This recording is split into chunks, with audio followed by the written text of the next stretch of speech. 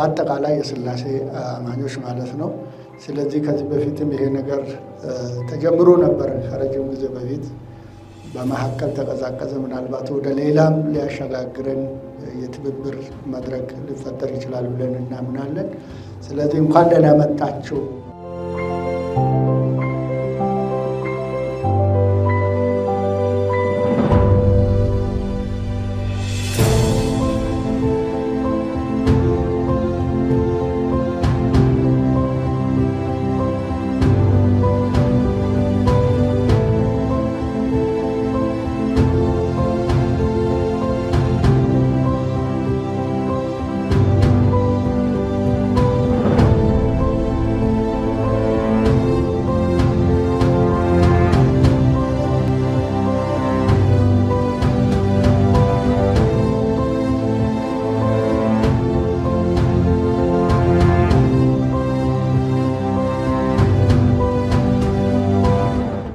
እኛ ካልተዘጋጀን እኛ ካልተሞላን እኛ ካልሰራን ዓለም ትጠቀመናለች፣ ክፉ ይጠቀመናል።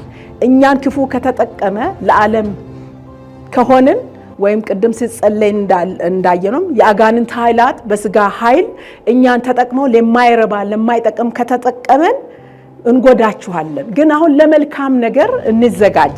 ዛሬ እዚህ አዳራሽ ውስጥ ከኢትዮጵያ ወንጌል አማኞች ካውንስል ጋር በመተባበር የኢትዮጵያ መጽሐፍ ቅዱስ ማህበር ይሄንን ያዘጋጀው በዚህ አግባብ ነው። አንዱ ልንሰራበት ከተነሳነው ዘርፍ አንዱ በሴቶች ላይ እናቶቻችን እህቶቻችን ሴቶችን እንዴት አድርገን ነው ኢምፓወር ማድረግ ያለብን? አቅማቸውን እንዴት ነው መገንባት ያለብን? ወንድሞች አባቶች ታውቃላችሁ፣ እኛ ከተማ ውስጥ ስለምናይ ነው ብዙ ጊዜ የተደላደለ ህይወት ጥሩ የለበሱ እናቶችን የምናየው። በገጠሪቱ ኢትዮጵያ ያሉት ሴቶች ምን ያህል በጉስቁልና ውስጥ የሚኖሩ እንደሆነ ሁላችሁም ታውቃላችሁ። በከፍተኛ ጉስቁልና ውስጥ በኢግኖራንስ ውስጥ ተጥለው ተረስተው እነኚህን እህቶቻችንን እነኚህን እናቶቻችንን እንዴት አድርገን ነው መድረስ ያለብን? እንዴት አድርገን ነው በህይወታቸው ውስጥ ለውጥ እንዲመጣ ማድረግ የምንችለው? እንዴት አድርገን ነው በእግዚአብሔር ቃል ኢምፓወር ማድረግ የምንችለው የሚለው ነውና ዛሬ ያገናኘን ይሄ ነው።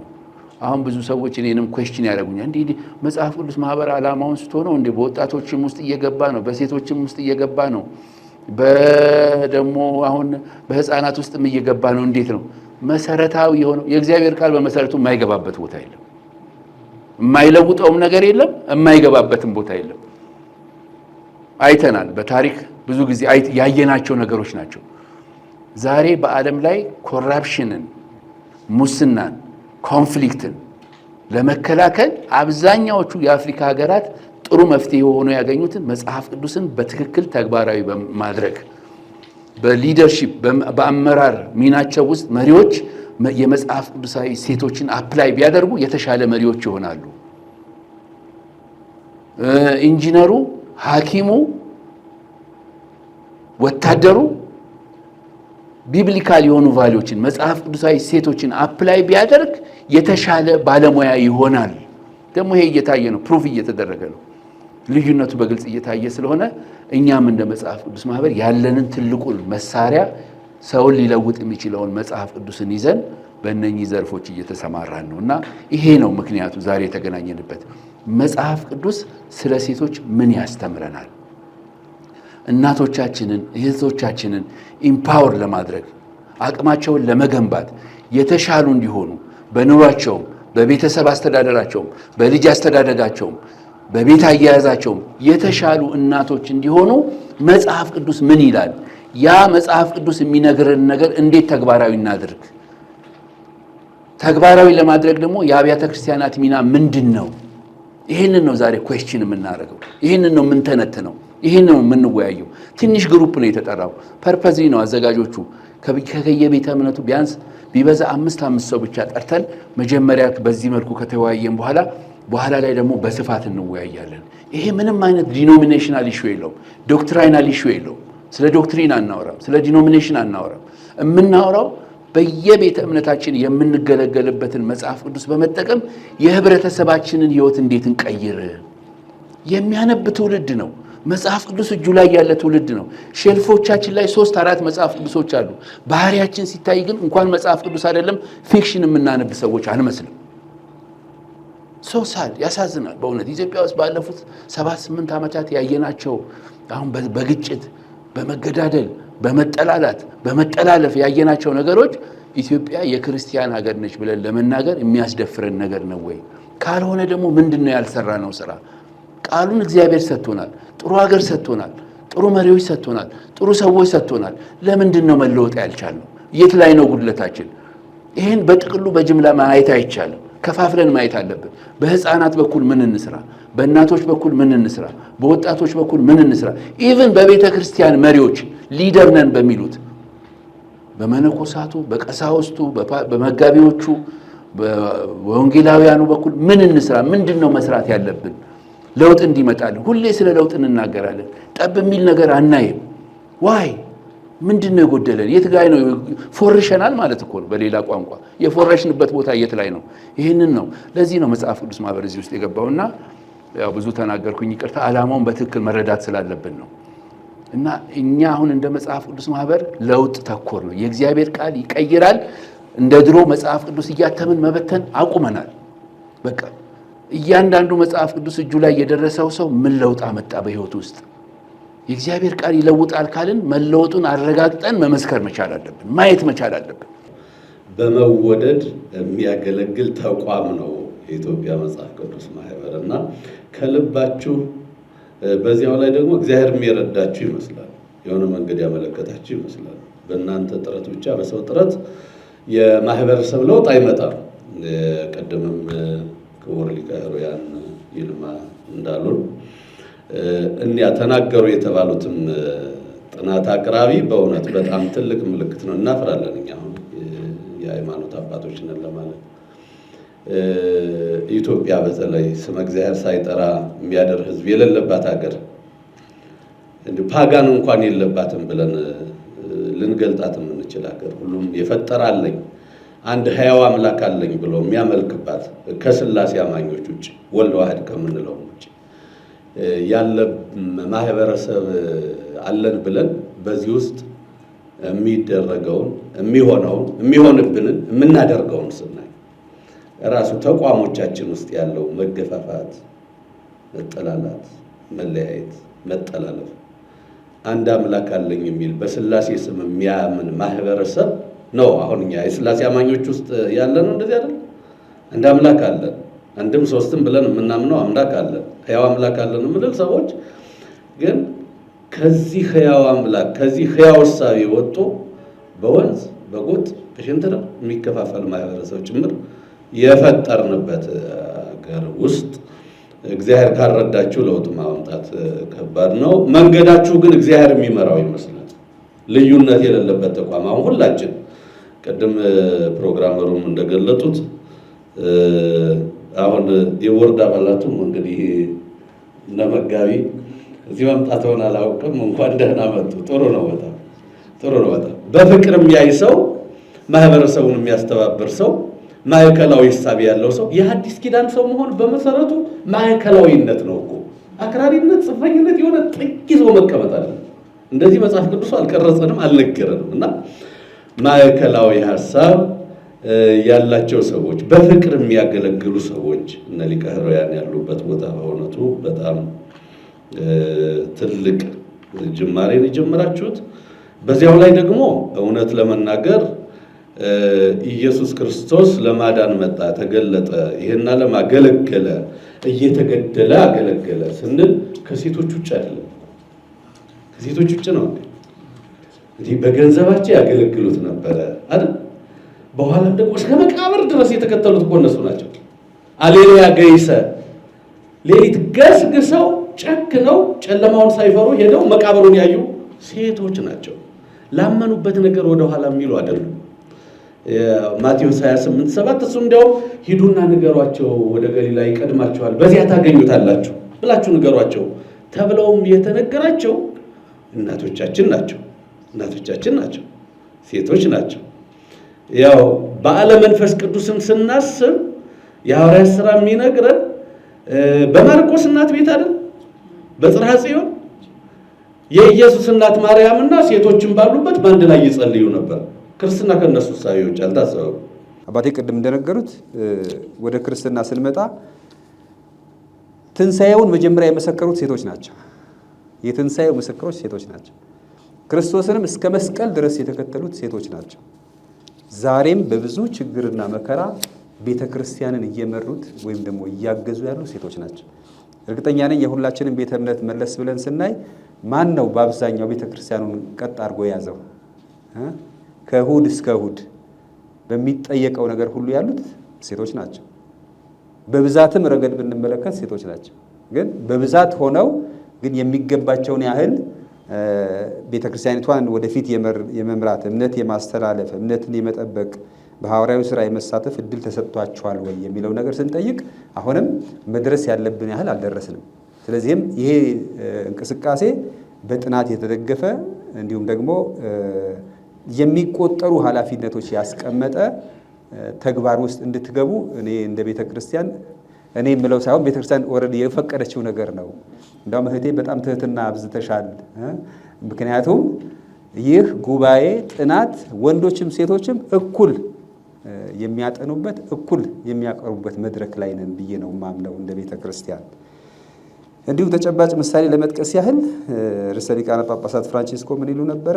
እኔ እምነትን የሰጠችን ያስተላለፈችኝ አያቴ ናት ይሉ ነበር። እና ሴቶች ናቸው እምነት የሚያስተላልፉት በደንብ ከተመለከታችሁት፣ አያቶች፣ እናቶች። ምክንያቱም ለልጆች በመጀመሪያዎቹ ዕድሜ ደረጃ ላይ ያለምንም መነጠል በጣም አብረዋቸው የሚሆኑት እናቶች ናቸው። እናቶች ከሌሉ አያቶች ናቸው። ስለዚህ እምነትን የሚያስጨብጡን እምነትን የሚያስተላልፉ ሴቶች ናቸው። እና ሴትነት በዘርፈ ብዙ ነው፣ ግን በእርግጠኝነት እምነት በማስተላለፍ ሂደት አሉበት። አሁን ግን ዘመኑ በደረሰበት ደረጃ በተጠና መልክም መደገፍ አለበት ይህን እምነት የማስተላለፍ ሂደት። እኛ እንደ ቤተክርስቲያን ካቴኪስቶች የምንላቸው አሉ፣ ልጆችን በመጀመሪያ ሕንጸት የሚተባበሩ። እዚህ ላይ ወንዶች ብቻ ሳይሆኑ ሴቶችን መሳተፍ አለባቸው ከተጨባጭ ምክንያትና ምሳሌ በመነሳት። ስለዚህ ቤተክርስቲያንም እናት ናት ስንላት የእምነት አስተላላፊ መሆኗ ነው። የእናትነቷ የእምነት እናት እምነት የምታስተላልፍልን ቤተክርስቲያን ናት።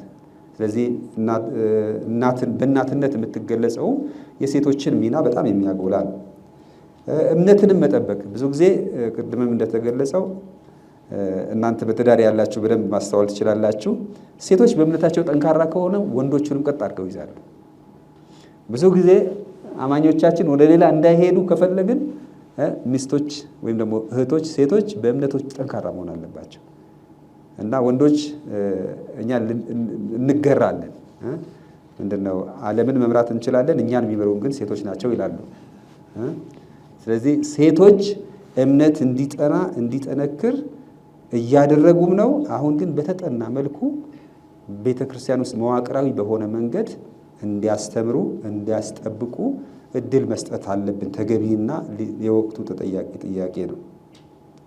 የሴቶች አገልግሎት አብሮነት ተብሎ የተገለጸው እኔ የማስቀምጠው የሴቶች በሐዋርያዊ ስራ መሳተፍ፣ በወንጌል ስራ መሳተፍ። እንግዲህ በወንጌል ስራ መሳተፍ በጌታችን በኢየሱስ ክርስቶስ ጊዜም የቅርቡ የነበሩት ሴቶች ናቸው። በሐዋርያትም ዘመን ሐዋርያት እነ ጳውሎስን ይደግፉ በገንዘብ በብዙ መልክ ይረዷቸው የነበሩ ሴቶች ናቸው። ተጠቅሰው የምናየው የሴቶች እርዳታ ነው።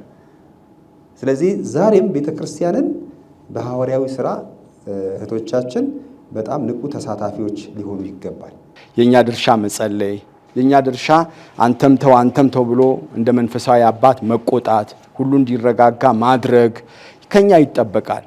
ከሁሉ በላይ ደግሞ ለዚህ ምክንያት የሚሆኑ ነገሮች ከምንጫቸው እንዲደርቁ የሚሰሩ ተቋማትን ማገዝና መደገፍ ነው። ይሄ አንዱ መሆን አለበት። ኮራፕሽን ደግሞ ስታነሱ የት ነው ኮራፕሽኑ? በጣም የትኛውም ባለስልጣን ሄዳችሁ እንደ ሃይማኖት አባት አንተ ለምን እንዲህ ታደርጋለህ ብሎ ሊናገር የሚችል የሃይማኖት አስተማሪ ዛሬ ማን ሊሆን ይችላል? ይሄ በጣም ከባድ ነው። እኔ አሁን ካለንበት ችግር ይልቅ ወደፊት የሚመጣው እጅግ በጣም ያስፈራኛል። ምክንያቱም እነዚህ አገር የሚጥሉ ነገሮች ናቸውና የሃይማኖት አገር፣ መጽሐፍ ቅዱስ እጅግ በጣም በብዙ ቁጥር የሚከፋፈልበት አገር፣ ቤተክርስቲያን ሁሉ ሙሉ የሆነበት። የትኛው ቤተክርስቲያን ነው ክፍት የሆነው? አሁን ዛሬ ብትመለከቱ እንኳን እናንተ እኔ ቤተክርስቲያኔ አዲስ አበባ አይደለም፣ አዲስ አበባ እኖራለሁ እንጂ ወንዶ ገነት የሚባል ሀገር ነው። ቅዳሜና እሑድ እዛ ሄዳለሁ። እንኳን እዚህ ትልቅ ከተማ የኛ የገጠር ቤተክርስቲያን ሞልታ ነው የምታሳልፈው፣ ሙሉ ነው። እና የትኛው ቤተክርስቲያን ነው ባዶ? እና ሁሉ ቤተክርስቲያን ይሄዳል፣ ከአባቶች ጋር ይውላል፣ ይጾማል፣ ይጸልያል። ግን ኢምፓክታችን አንሷል። እና ስለዚህ በዚህ ጉዳይ ላይ ቤተክርስቲያን አጠንክራ በእጇ ያለውን መልካም ነገር እሱም ማበረታታት፣ ጥሩውን ስራ በሚገባ አፕሪሺየት ማድረግ፣ የጎደለ ነገር ግን ቶሎ እንዲሞላ ማድረግ፣ በሀገር ደረጃ ደግሞ እየተቆጣን እየመከርን አንተም ተው ብለን ሰላም እንዲመጣ ማድረግ ከዚህ ህዝብ ይጠበቃል። ህዝቡ ቁጥሩ እጅግ በጣም በዝቷል። ብዙ ጊዜ አነሳዋለሁ። እኔ የስድስተኛ ክፍል ተማሪ ሚኒስትሪ ስፈተን አንዱ ጥያቄ የኢትዮጵያ ህዝብ ቁጥር ስንት ነው የሚል ነበረ እና ይሄ ሁሌ የሚመጣ ጥያቄ ነው አይደል? በእኔ ጊዜ 73 ዓመተ ምህረት ነው እና ስንት ነው የሚለው መልሱ 28 ሚሊዮን ነው። እንግዲህ በእኔ እድሜ የ28 ሚሊዮን ላይ በነበረ ጊዜ ከዛ በኋላ ያለው 100 ሚሊዮኑ የኔ ታናሽ ነው። ስለዚህ ምን ማለት ነው? ይሄ የኔን የህይወት ፕሪንሲፕል ይከተላል ማለት ነው። ልጆቼ ናቸው ማለት ነው። በስጋ ባልወልዳቸውም 28 ሚሊዮን ነበረ ወንድሞቼ፣ እናቶች፣ አባቶቼ። 100 ሚሊዮኑ ከኛ በኋላ የተወለደ ነው። ስለዚህ በጣም መስራት፣ አብሮ መቆም ይጠይቃል።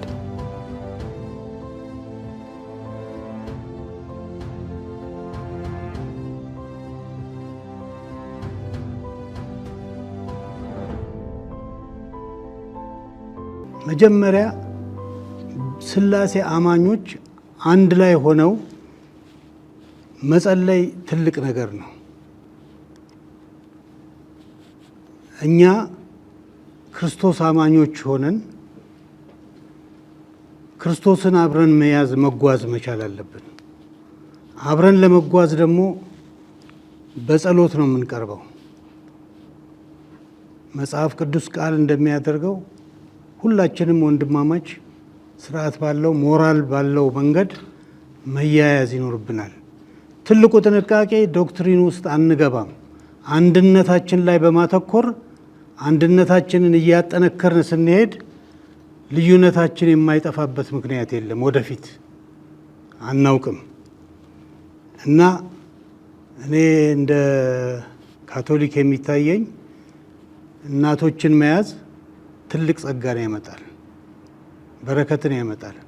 ስለዚህ መጽሐፍ ቅዱስ ዓላማው ይሄ ነው። መጽሐፍ ቅዱስ ከጎናቸው ነው የሚሆነው። እኔ ከዚህ ቀደም እዚህ ሴቶች የተቋቋሙት አሁን ያሉት አብረን እንጸለያለን፣ አብረን እንትን እናደርጋለን ሲሉ እግዚአብሔር መንፈስ ቅዱስን ይልካል። እየላከ ማሳየን እዚህ ደረጃ ደረሱ። በኢትዮጵያ ብቻ መቆም ያለበትም አይደለም። እኛም ዓለም በሚያደርገው ነገር ተጽዕኖ እኛም ላይ እየመጣ ነው። ስለዚህ መስፋፋት መቻል አለበት። የዚህ በሴቶች በካውንስሉ ስር ያለው የሴቶች ኮሚሽን ከዚህ በኋላ በቀጣይነት የሚያስባቸው ስትራቴጂዎች አሉ። መጀመሪያ በራሱ አውድ ያሉትን ሴቶች ለመሰብሰብ እና ለማወያየት ያስቧል። ከዛ በኋላ ደግሞ ከሁሉም ቤተ እምነቶች የተውጣጡ የሴቶች ተወካዮች ያሉበት ጉባኤ ለማድረግ አስቧል። በዛ ላይ ሰፊ ውይይቶች ይደረጉና ሁሉም በየራሱ አውድ፣ በየራሱ ስርዓት፣ በየራሱ ደንብ ይህንን እንቅስቃሴ የሚያሰፋበትን መንገድ ለማመቻቸት ታቅዷል። እኛም እንግዲህ በዛ አግባብ አብረን እንቀጥላለን። ፊድባኮችን ደግሞ እንሰበስባለን። አሁን እዚህ ያሉ አባቶቻችን ከተለያዩ ቤተክርስቲያናት የመጡ አባቶች በዚህ ላይ የሚሰጡን ፊድባክ ይኖራል። ያንን ፊድባክ እንሰበስብና ለእናንተ ግብዓት እንዲሆናችሁ ወደፊት እናመጣላችኋለን። ዋናው ነገር ምንድን ነው? መጽሐፍ ቅዱሳዊ እሴቶችን፣ ክርስቲያናዊ እሴቶችን በቤተ ክርስቲያን ውስጥ ለማስቀጠል ከአባቶቻችን ጎን ቆመን እኛ ሴቶች የበኩላችንን አስተዋጽኦ እናድርግ ብላችሁ ያቀረባችሁት ሀሳብ ተቀባይነት እንዳገኘ ግን ይህን ዛሬ አረጋግጠን እንደምንነሳ ነው ማረጋገጥ የምወደው። እንደ መጽሐፍ ቅዱስ ማህበርም ይሄ ነው የኛ ድርሻ መጸለይ፣ የኛ ድርሻ አንተም ተው ብሎ እንደ መንፈሳዊ አባት መቆጣት፣ ሁሉ እንዲረጋጋ ማድረግ ከኛ ይጠበቃል። ከሁሉ በላይ ደግሞ ለዚህ ምክንያት የሚሆኑ ነገሮች ከምንጫቸው እንዲደርቁ የሚሰሩ ተቋማትን ማገዝና መደገፍ ነው። ይሄ አንዱ መሆን አለበት። ኮራፕሽን ደግሞ ስታነሱ የት ነው ኮራፕሽኑ? በጣም የትኛውም ባለስልጣን ሄዳችሁ እንደ ሃይማኖት አባት አንተ ለምን እንዲህ ታደርጋለህ ብሎ ሊናገር የሚችል የሃይማኖት አስተማሪ ዛሬ ማን ሊሆን ይችላል? ይሄ በጣም ከባድ ነው። እኔ አሁን ካለንበት ችግር ይልቅ ወደፊት የሚመጣው እጅግ በጣም ያስፈራኛል፣ በጣም ያስፈራኛል። ምክንያቱም እነዚህ አገር የሚጥሉ ነገሮች ናቸውና የሃይማኖት አገር፣ መጽሐፍ ቅዱስ እጅግ በጣም በብዙ ቁጥር የሚከፋፈልበት አገር፣ ቤተክርስቲያን ሁሉ ሙሉ የሆነበት የትኛው ቤተክርስቲያን ነው ክፍት የሆነው? አሁን ዛሬ ብትመለከቱ እንኳን እናንተ እኔ ቤተክርስቲያኔ አዲስ አበባ አይደለም፣ አዲስ አበባ እኖራለሁ እንጂ ወንዶ ገነት የሚባል ሀገር ነው። ቅዳሜና እሑድ እዛ ሄዳለሁ። እንኳን እዚህ ትልቅ ከተማ የኛ የገጠር ቤተክርስቲያን ሞልታ ነው የምታሳልፈው፣ ሙሉ ነው። እና የትኛው ቤተክርስቲያን ነው ባዶ? እና ሁሉ ቤተክርስቲያን ይሄዳል፣ ከአባቶች ጋር ይውላል፣ ይጾማል፣ ይጸልያል፣ ግን ኢምፓክታችን አንሷል። እና ስለዚህ በዚህ ጉዳይ ላይ ቤተክርስቲያን አጠንክራ በእጇ ያለውን መልካም ነገር እሱ ማበረታታት፣ ጥሩውን ስራ በሚገባ አፕሪሺየት ማድረግ፣ የጎደለ ነገር ግን ቶሎ እንዲሞላ ማድረግ፣ በሀገር ደረጃ ደግሞ እየተቆጣን እየመከርን አንተምተው ብለን ሰላም እንዲመጣ ማድረግ ከዚህ ህዝብ ይጠበቃል። ህዝቡ ቁጥሩ እጅግ በጣም በዝቷል። ብዙ ጊዜ አነሳዋለሁ። እኔ የስድስተኛ ክፍል ተማሪ ሚኒስትሪ ስፈተን አንዱ ጥያቄ የኢትዮጵያ ህዝብ ቁጥር ስንት ነው የሚል ነበረ እና ይሄ ሁሉ የሚመጣ ጥያቄ ነው አይደል? በእኔ ጊዜ 73 ዓመተ ምህረት ነው እና ስንት ነው የሚለው መልሱ 28 ሚሊዮን ነው። እንግዲህ በእኔ እድሜ የ28 ሚሊዮን ላይ በነበረ ጊዜ ከዛ በኋላ ያለው 100 ሚሊዮኑ የኔ ታናሽ ነው። ስለዚህ ምን ማለት ነው? ይሄ የኔን የህይወት ፕሪንሲፕል ይከተላል ማለት ነው። ልጆቼ ናቸው ማለት ነው። በስጋ ባልወልዳቸውም 28 ሚሊዮን ነበር ወንድሞቼ፣ እናቶች፣ አባቶቼ። 100 ሚሊዮኑ ከኛ በኋላ የተወለደ ነው። ስለዚህ በጣም መስራት፣ አብሮ መቆም ይጠይቃል። በተቋም መሰራረቱ ህጋዊ መሰረቱና ሌሎችን የመወከሉ ጉዳይ በጣም ትልቅ ነው። ሌሎቹ በሙሉ በዚህ ውስጥ ናቸው። አብያተ ክርስቲያናትም ሆነ ቤተ እምነቶች ወንጌላውያን የተባሉት በዚህ ውስጥ ናቸው። በዚህ ጊዜ እንግዲህ እንደዚህ አይነት ተቋም ነው ያለው ማለት ነው።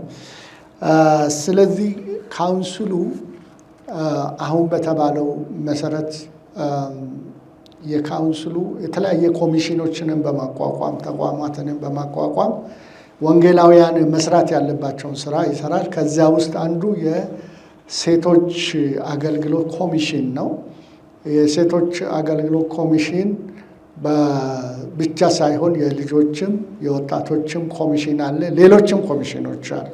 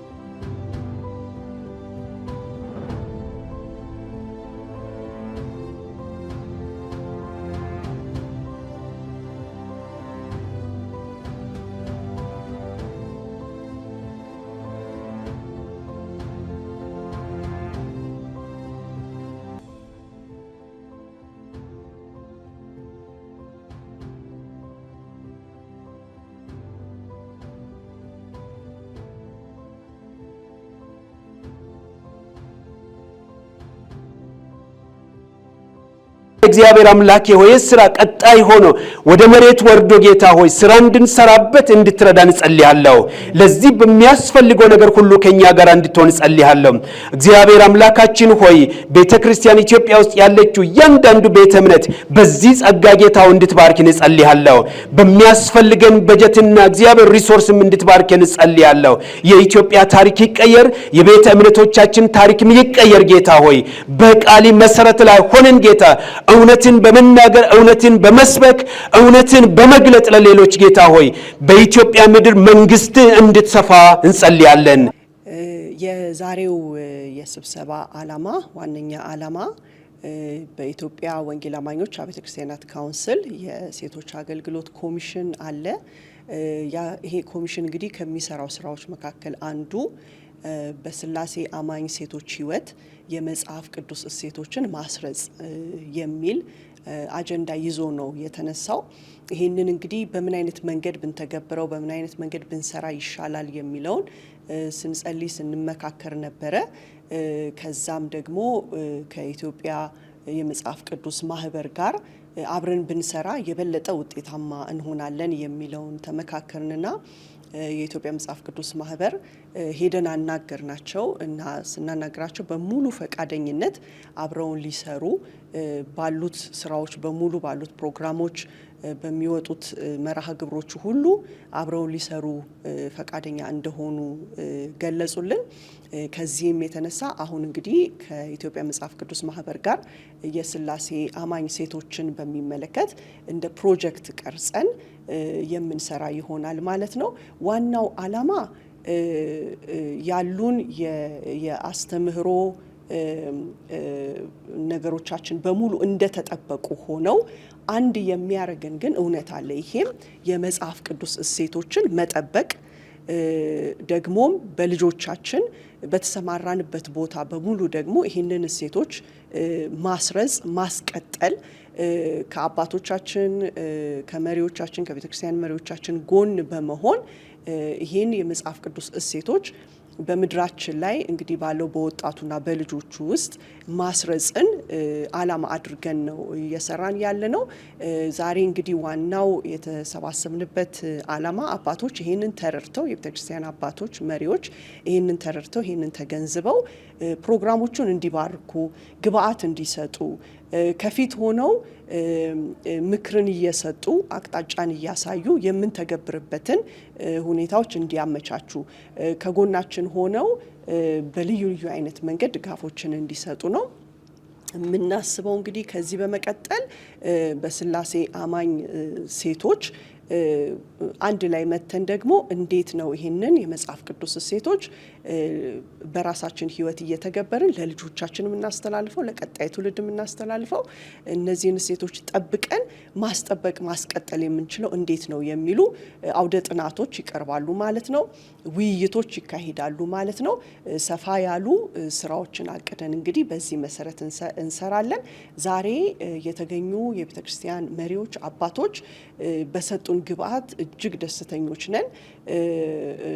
እነሱም ደግሞ ምክራቸውን ሰጥተውናል፣ አብሮነታቸውን አሳይተዋል፣ ፕሮግራሞቹን ደግሞ ባርከውልናል። ስለዚህ ከዚህ ቀጥሎ ወደ ትግበራዎች ወደ ጥናታዊ ጽሑፍ ውይይቶች የተለያዩ መድረኮችን እያዘጋጀን የመጽሐፍ ቅዱስ እሴቶችን መጠበቅ ማስጠበቅና ማስቀጠል ላይ ስራዎችን እንሰራለን ማለት ነው። ይህንን ጊዜ የሰጠንን እግዚአብሔርን እናመሰግናለን።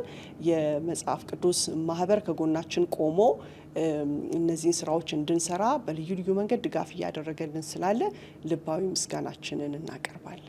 እሺ፣ በጣም አመሰግናለሁኝ። እንግዲህ ዛሬ የኢትዮጵያ መጽሐፍ ቅዱስ ማህበርና የኢትዮጵያ ወንጌል አማኞች ካውንስል በጋራ በሴቶች የወንጌል አገልግሎትና በመጽሐፍ ቅዱሳዊ ሴቶችን በማስቀጠል በሚል ርዕስ በጋራ ያዘጋጀው ጉባኤ ነው ስንከታተል የቆየ ነው።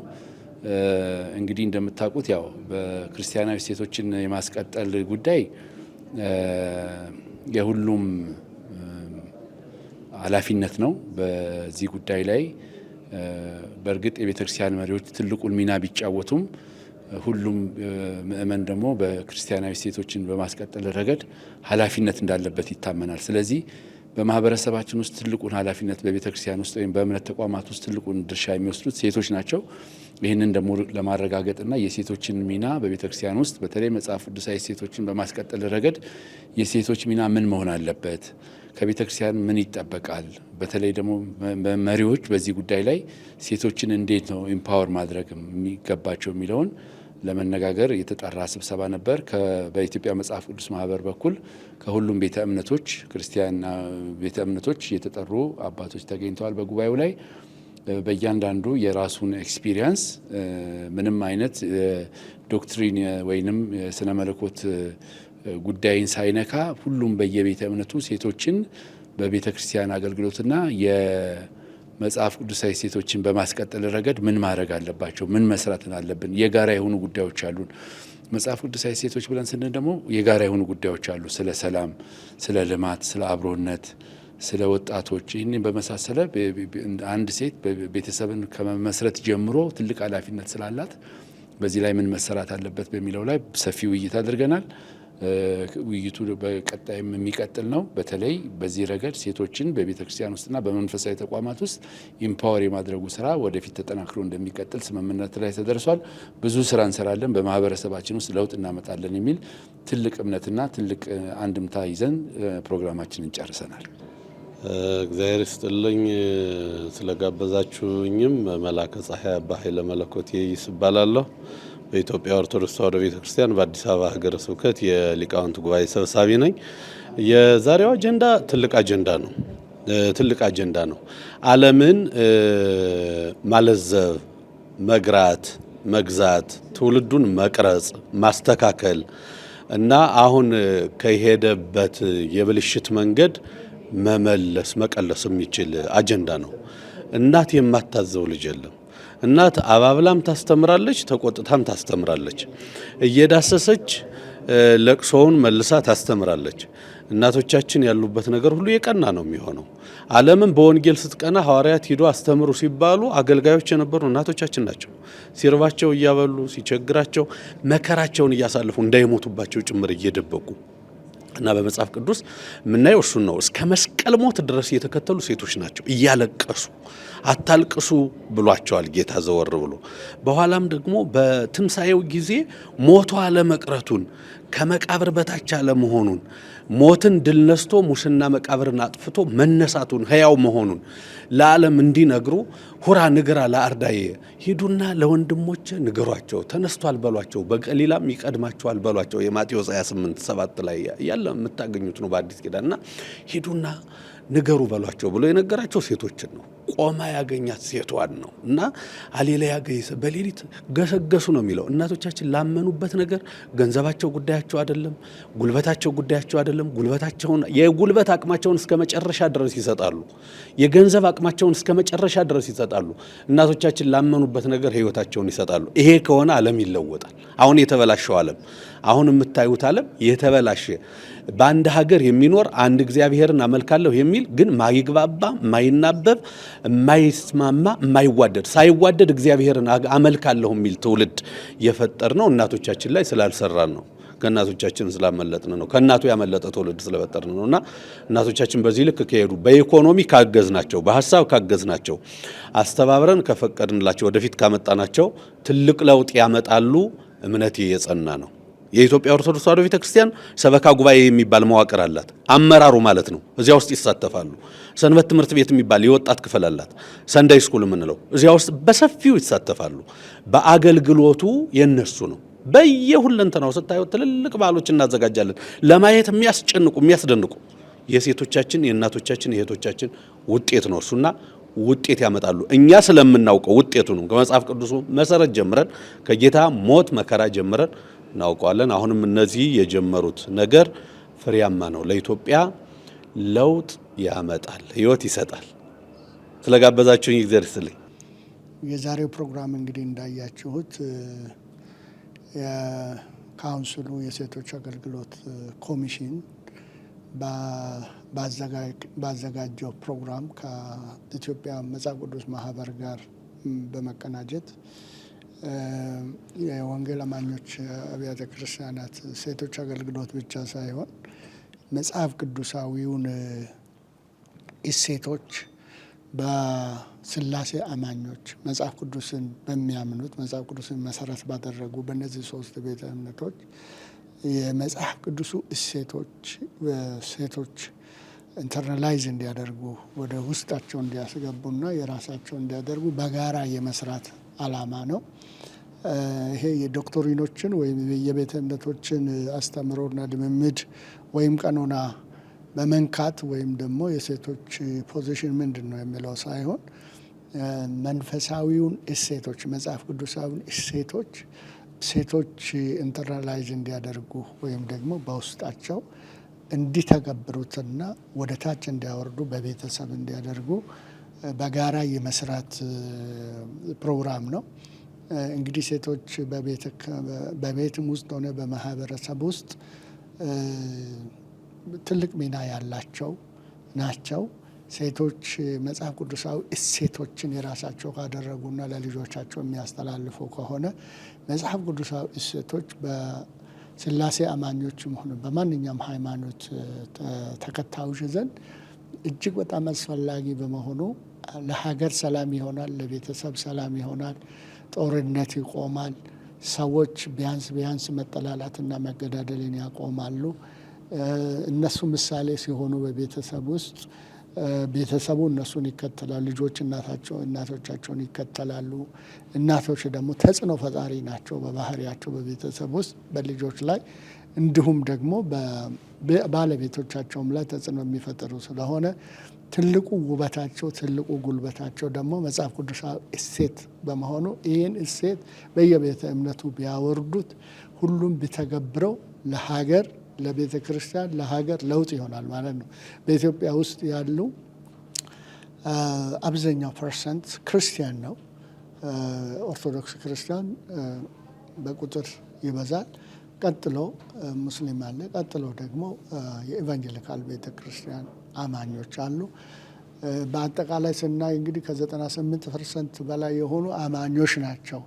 ስንመለከተው ደግሞ በሀገር ደረጃ በየቦታ ባለው ረብሽ፣ በየቦታ ሰላም መታጣት፣ እነዚህ ነገሮች ሁሉ እሴቶችን መጽሐፍ ቅዱሳዊ እሴቶች ባለመከበራቸው ወደ ውስጥ ወደ መሰረት ወደ ልጆች ወደ ቤተሰብ ባለመውረዳቸው ምክንያት ሰዎች ከመጽሐፍ ቅዱሱ እሴቶች በተቃራኒ ስለሚኖሩ ሰላምም እረፍትም ጠፍቶ ልማትም እየጠፋ ያለበት ሁኔታ ከዛ አንጻር ነው። ስለዚህ ቢያንስ ደግሞ በክርስቲያን ህብረተሰብ ውስጥ በኦርቶዶክስ፣ በካቶሊክ፣ በኤቫንጀሊካል ሰርክል ያሉ ሰዎች ይህን እሴት ቢያወርዱ ከህዝቡ ከግማሽ በላይ መጽሐፍ ቅዱሳዊን እሴት ገንዘቡ በማድረግ ለሀገር ሰላምም ለቤተሰብ ሰላም በየቦታ ያለው ነገር ሁሉ ይቆማል ማለት ነው። እንግዲህ የዛሬው የነበረን መርሃ ግብር ሴቶች በሐዋርያዊ አገልግሎት ወይም በቤተ ክርስቲያናችን ሊኖራቸው የሚገባ ተሳትፎ ላይ ያተኮረ ነበረ። ይህ በጣም አስፈላጊና ወሳኝ ርዕስ ነው። በዚህ ጊዜ እኛም እንደ ካቶሊካዊት ቤተ ክርስቲያንም እንዲሁም በአጠቃላይ በዓለማችንም ያለው ሁኔታ ስንመለከት ዛሬ ሴቶች የማይሳተፉበት ወይም ሁላችንንም የማያሳትፍ ስራ ውጤታማ ሊሆን እንደማይችል፣ በተመሳሳይም የወንጌል ስራም የወንጌል አገልግሎት ሴቶችን የሚያሳትፍ ሊሆን እንደሚገባ፣ ይህ እንግዲህ አሁን እኛ አዲስ የምናመጣው የምንጀምረው ሳይሆን ችልና ያልነው እንጂ ከመጀመሪያም እንደው እስከ ጌታችን የኢየሱስ ክርስቶስ የሕይወት ዘመን እንኳን ብንመለስ ጌታችን ኢየሱስ ክርስቶስ በዙሪያው ብዙ ሴቶች ያግዙት ይከተሉት እንደነበረ እንዲሁም የመጀመሪያውንም የትንሣኤ መልእክት አዋጅ የነገሩት ሴቶች ናቸው። ስለዚህ የሴቶች ተሳትፎ በጣም የጎላ ነው። ከዚያም የሐዋርያት ዘመንም ስንመለከት እነ ጳውሎስ እነ ጴጥሮስ በጣም ትላልቅ ሐዋርያት ናቸው። እነዚህ ሰዎች ብቻቸውን ሳይሆን ብዙ ሴቶች በዙሪያቸው በገንዘባቸው በጊዜያቸው በመስጠት በብዙ መልኩ ባደረጉት ተሳትፎ ነው ወንጌል የተስፋፋው። ወደ ቤተ ክርስቲያን ታሪክም ያለፈው 2000 ዘመን ስንመለከትም በቤተ ክርስቲያን ሕይወት በጣም ቁልፍ የሆኑ ጉዳዮች እና ተግባራት በርካታ ሴቶች የተሳተፉበት ነው የቤተ ክርስቲያንን ታሪክ ስንመለከት።